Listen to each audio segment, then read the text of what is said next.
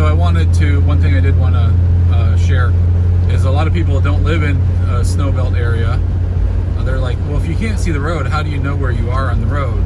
You see we have two vehicles coming towards each other. Well, we're going to make room for each other. But how do you know? Sometimes you drift. And so one of the things that they do in a snow belt area like this is they'll put, and I'm going to purposely get over here, put rumble strips. Can you hear that? I was riding on the yellow line, so they'll put a rumble strip there. Now, some roads, the busier roads, the bigger roads, they have rumble strip in the center like that and off to the side. Like Route 6 has it off to both sides in most places in the snow belt areas. This road does not have it on the right side. And so you don't want to go over there too far just because you'll drop in, if you drop off of a soft shoulder, it can cause you some difficulties. But driving is not just by sight, but also by feel. And if you've driven in snow, you know what I'm talking about. I mean, even just keeping it on the road and feeling how your tires are interacting, how your is it a slippery snow? Is it wet snow? That's why I'll purposely do things when you're out driving in the winter, and we'll let, we're not going to do it while somebody's around us. But it's good when you have an open area that maybe that's full brake, and it's the, it's slick, and my anti-lock brakes gave me some chatter back, but I understand how far it takes me to stop. So I do that in a clear area so that when I am driving up on somebody, that I don't have a false sense of how far I can stop.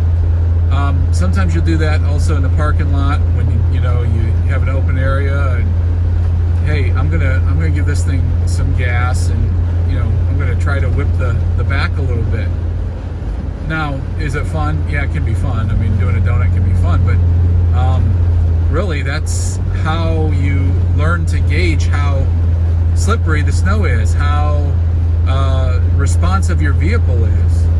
So, a lot of you who don't drive in the snow, regularly drive in the snow, I should say, a lot of people get really nervous around it and do things, like go really slow, dangerously slow, which can cause issues, especially if you're traveling in a snow, and this isn't so bad as we've seen some of the heavier snow, but where you can't actually see 20 or 30 feet in front of you. We have snow like that all the time. Doesn't mean that we stop working or we just don't go anywhere.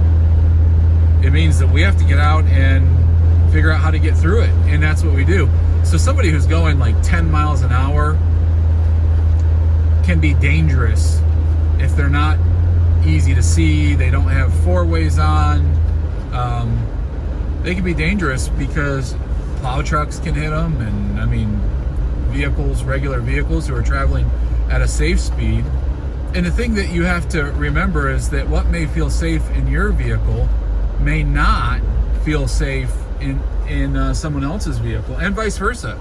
You may not feel safe because you don't have good snow tires, or maybe you don't have studded snow tires, and because of that, you have to drive a lot slower. And if that's you, don't just assume, well, everyone who's driving faster than me, they're just driving dangerous. You can be driving more dangerous because you're not prepared.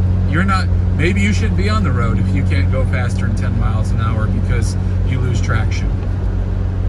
A lot of those things are fixed by being prepared, making sure you have the right tires on, making sure that they're aired correctly, making sure that your vehicle has the ability to go through what you're expecting it to go through. Sometimes you have to add weight to it, things like that. So learning how to drive in the snow is important, because there's no guarantee. I don't care where you live, there's no guarantee that you're not going to have to drive through it. So a couple of tips for driving in the snow. We do it a lot here. Like right now, you know, this road, if this was in a lot of places, a lot of people would probably be panicked over this. But you can see around here, traffic's moving pretty decently, really, because you have people who are prepared for it.